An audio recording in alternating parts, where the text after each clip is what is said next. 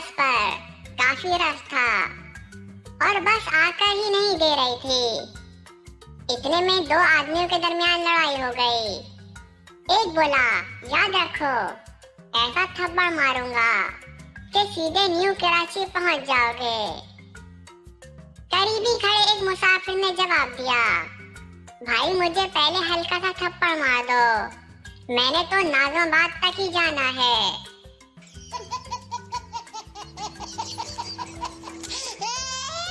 खातून फल फरोश से, तुमने मेरे बेटे से 2 किलो आम के पैसे वसूल किए, लेकिन जब मैंने आमों का वजन किया तो सिर्फ 1 किलो निकले। फल फरोश, मोहतरमा जरा अपने बेटे को भी तौल कर देख लें।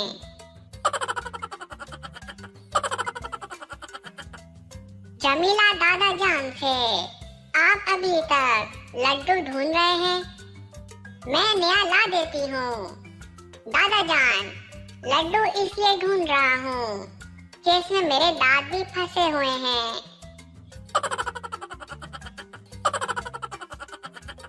मरीज डॉक्टर से, डॉक्टर साहब मुझे आवाज तो सुनाई देती है मगर कोई दिखाई नहीं देता। डॉक्टर हैरत से, ऐसा कब होता है? मरीज फोन पर बात करते हुए,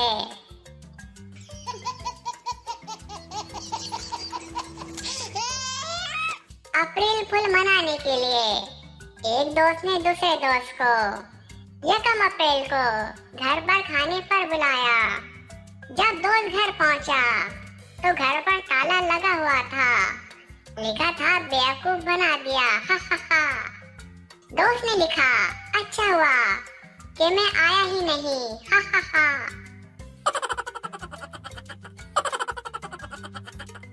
शौहर, बेगम तुम मुलाजमा को क्यों डांट रही थी?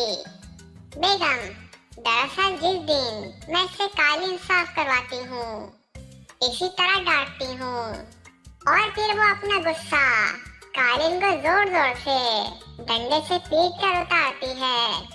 इस तरह कालीन ज्यादा साफ धुलता है।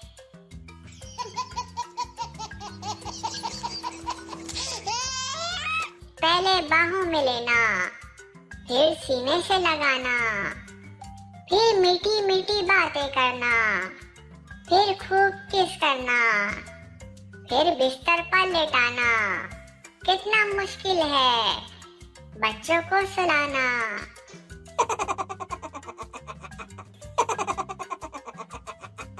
एक फिलॉसफी, एक गंजा और एक हजाम इकट्ठे सफर कर रहे थे। रास्ते में रात हो गई। फैसला ये हुआ कि रात को बारी बारी पहरा दिया जाए। पहले हजाम की बारी आई। पहरा देते देते इसका दिल जो घबराया तो इसने इस्त्रा निकाल कर फिलॉसफी का सर मूंद डाला। थोड़ी देर बाद इस फिलॉसफी को उठा दिया और खुद सो गया। फिलॉसफी पहरा देते हुए किसी सोच में गुम था। यकायक हाथ उठाकर सर पर फेरा तो बेख्याली में बोला, ना मकबूल कहीं का, बारी मेरी थी, और उठा दिया गंजे को।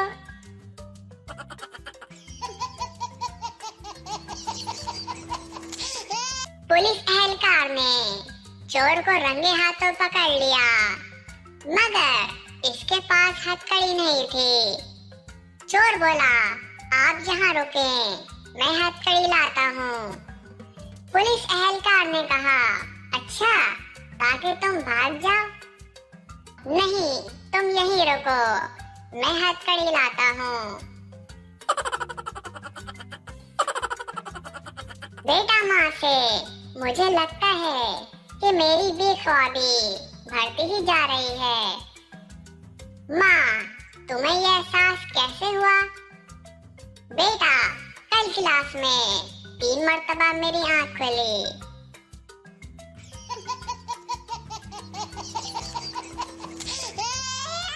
फकीर, या अल्लाह, तू मुझे 100 रुपए दे, तुम्हें 50 रुपए तेरी राह में दूंगा। रास्ते में फकीर को 50 रुपए मिले तो वो बोला, या अल्लाह, इतना भी भरोसा नहीं था। 50 रुपए पहले ही काट लिए।